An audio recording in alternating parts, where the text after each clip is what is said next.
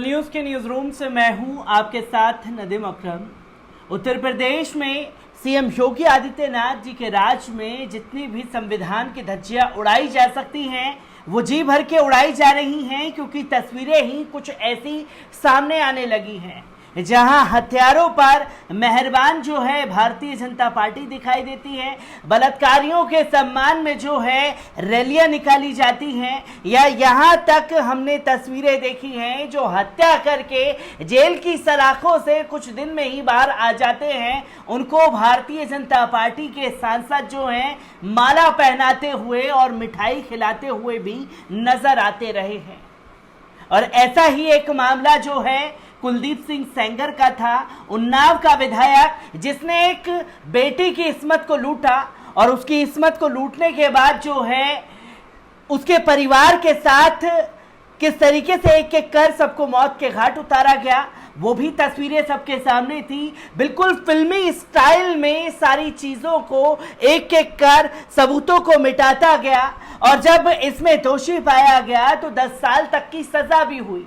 और 10 साल की सजा पाने के बाद सीबीआई को जांच दी गई, और सीबीआई का जो फैसला सामने आया है वो कहीं ना कहीं हास्यास्पद है, जो जुडिशरी सिस्टम पर भी सवाल खड़े करता है।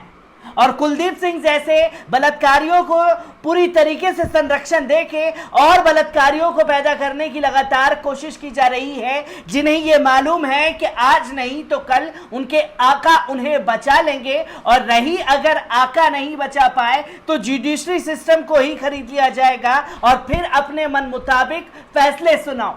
ऐसा ही फैसला जो है कुलदीप सिंह सेंगर को लेकर के दिया गया है, और सीबीआई अदालत ने पूरी तरीके से क्लीन चिट दे दी है। क्या पूरा मामला है, एक बार इस पर नजर डालते हैं। उन्नाव दुष्कर्म मामले में पूर्व विधायक कुलदीप सिंह सेंगर के परिवार और उनके समर्थकों के लिए राहत भरी खबर है। दिल्ली के 30 हजारी कोर्ट ने कहा है कि शिकायतकर्ता की आपत्तियां एक रोमांचकारी कहानी लगती हैं जो अनुमान पर आधारित है।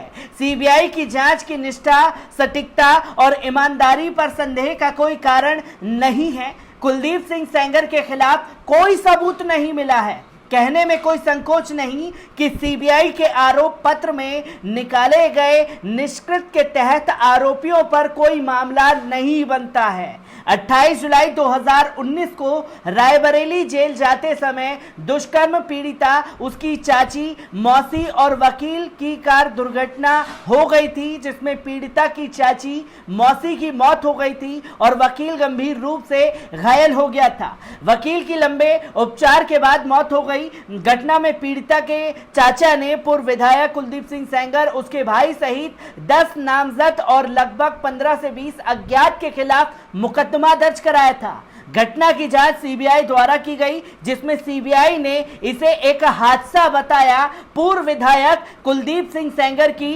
पुत्री ऐश्वर्या ने न्यायालय के फैसले पर संतोष व्यक्त करते हुए कहा कि ये राहत देने वाला है। उन्होंने कहा कि उम्मीद है न्याय मिलेगा।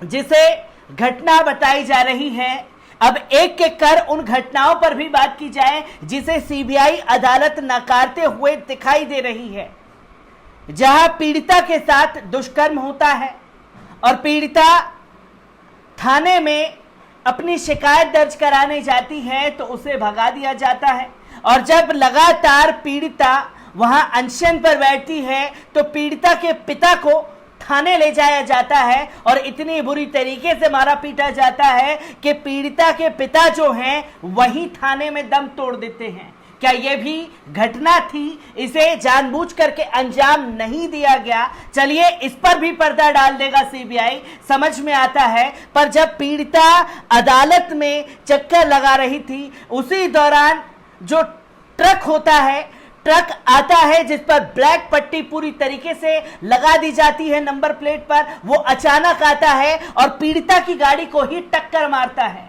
ये फिल्मी स्टाइल में जो पूरी तरीके से सीबीआई जांच ने कार्रवाई की है और कहानी बता रहा है पीड़िता के लिए, तो खुद कहानी के आधार पर क्लीन चिट देता हुआ कुलदीप सिंह सेंगर को नजर आया है। ये वही कुलदीप सिंह सेंगर है जिसकी वजह से पीड़िता परिवार के घरों में लाशों का अंबार लग गया और उसको क्लीन चिट देने के बाद एक हंगामा मचा हुआ है सोशल मीडिया पर और सवाल उठ रहा है कि सीबीआई में जुडिशरी सिस्टम मौजूद भी है या नहीं, क्योंकि हमने बाबरी मस्जिद के आरोपियों को भी बाइज्जत बरी करते हुए सीबीआई कोर्ट को देखा है और अब बलात्कार जैसे संगीन आरोप में लिप्त जिसे खुद कोर्ट जो है 10 साल की सजा दे चुका है, उसमें कुलदीप सिंह सेंगर को क्लीन चिट देना सीबीआई के जुडिशरी सिस्टम पर सवाल खड़े करता है। और घबराने की जरूरत तो उत्तर प्रदेश में किसी को नहीं है, क्योंकि जब प्रदेश के मुखिया ही अदालत में खड़े होकर के ये कह दे बिना जज की सुने हुए कि माय लॉर्ड मेरे ऊपर जो भी आरोप लगाए गए हैं वो बेबुनियाद हैं, उसे हम वापस लेते हैं, और ये कहकर के निकल जाना ही सवाल खड़े करता है कि जुडिशरी सिस्टम की और संविधान की धज्जियां जो है उत्तर प्रदेश में लगातार उड़ाई जा रही हैं, जिसमें पीड़ितों को तो इंसाफ नहीं मिल रहा है पर वर्चस्व रखने वाले रसूखदार लोगों का बोलबाला लगातार दिखाई दे रहा है। जेब में पैसा है तो सुनवाई अपने हक में करवा सकते हैं और पीड़ित जो सच में पीड़ित है वो चक्कर लगाते लगाते कोर्ट के मर जाएगा पर उसे इंसाफ कभी नहीं मिलेगा। मैं ऐसी ही खबरों से आपको रूबरू कराता रहूंगा। दीजिए इजाजत, शुक्रिया।